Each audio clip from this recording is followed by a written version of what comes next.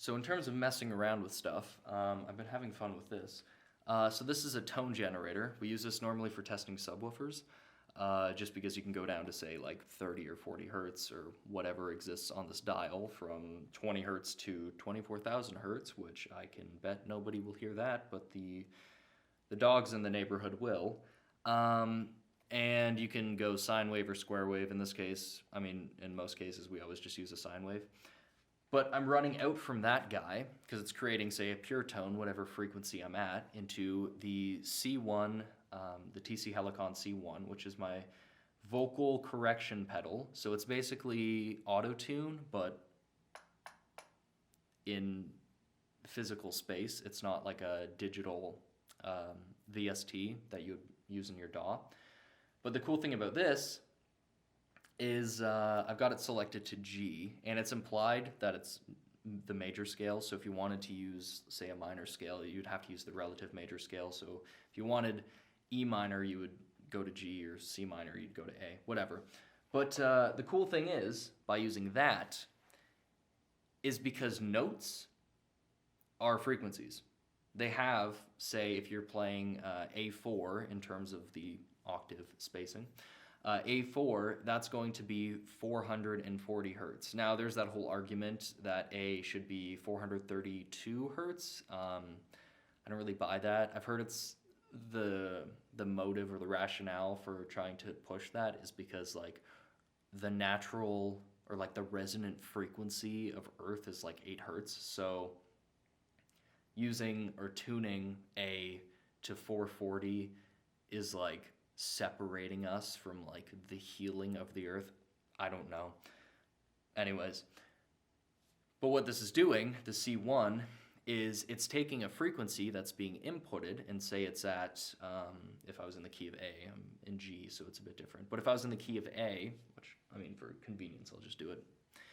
Now I'm in A. So if the frequency, because this is just a little a knob, right? It's not terribly exact. If I am registering 436, for example, as the frequency, the C1 will go, oh, 436, well, that's close enough to 440 because that's a note in the A major scale. That's an A. So then it'll lock the note or the frequency into that note. So it'll be in key, whatever key you've selected. So this is like the what I'm trying to achieve in this is when I mess around with the frequency knob, I can select the note. The note will be locked in, and I can be playing or generating that specific note rather than something in between. Because if that's off. Yeah. So if I turn this up right now,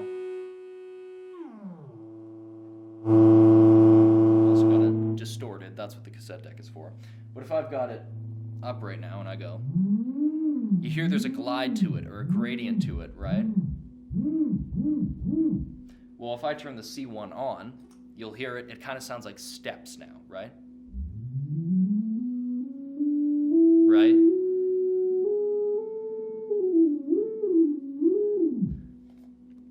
That's because it's generating a tone, but that tone is now being locked into whatever key I've selected.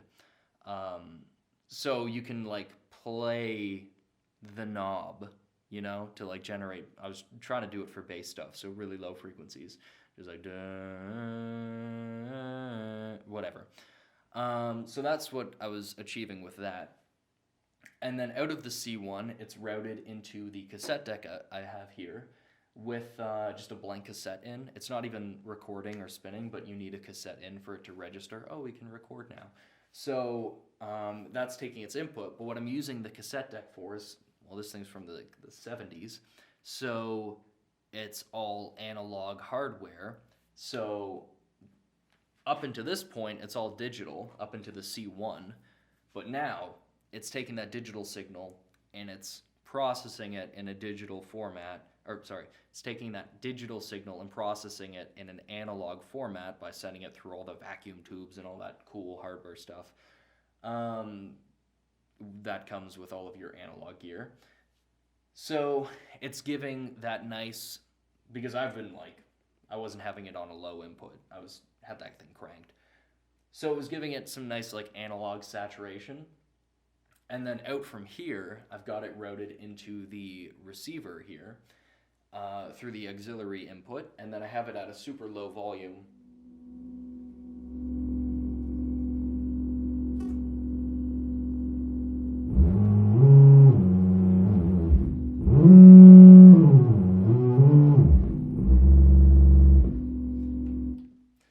So it's a cool, very like analog. I guess this is like a poor man synthesizer in a way. But yeah. Oh yeah, that's the other thing too. Because out of the C1 and even the tone generator, it's all mono.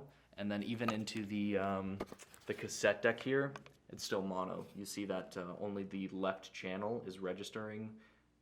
If there was something in the right channel, you'd be seeing that bar down here as well. But I mean, there's nothing plugged into the right port here because it's all mono.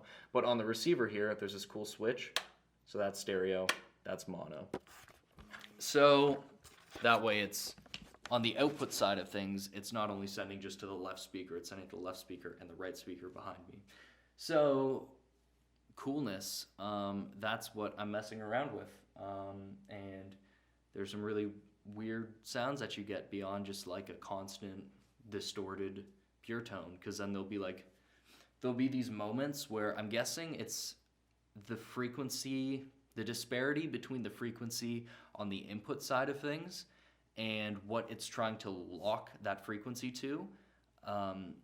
You'll hear like a certain overlap, and it's like a side chain. So it'll drop out rhythmically within a certain constant because the tone is constant. So that disparity between the tone that it's playing, the tone that it's locking to, it's kind of like you can hear like there's some sort of sidechain compression, but there isn't. It's not like I've routed some out gear from a kick drum into the bass and that's causing the sidechain.